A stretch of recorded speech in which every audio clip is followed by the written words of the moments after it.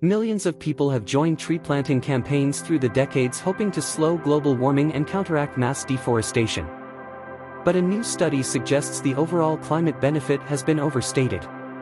Planting trees in the wrong places can actually contribute to global warming.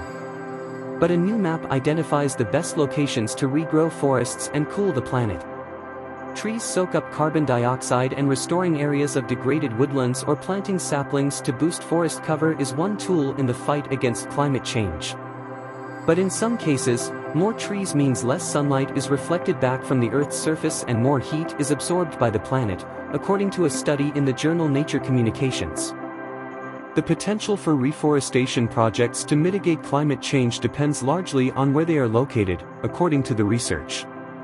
That is because the pros of new planting could be offset by an often unforeseen con that fresh tree cover can change the ability of the Earth's surface to reflect sunlight back into space, known as the albedo effect. What is the albedo effect? Along with absorbing CO2, adding trees to a landscape also impacts how solar radiation reflects off the Earth.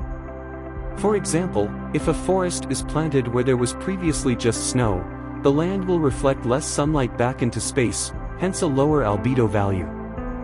From community initiatives to eye-watering pledges from politicians and business, planting trees has become a go-to rallying cry in efforts to tackle climate change.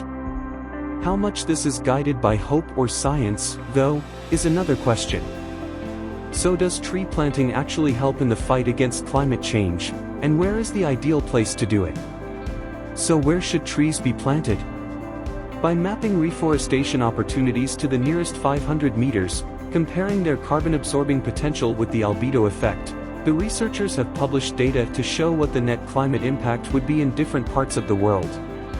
But that said, tree plantation doesn't work as a climate solution everywhere.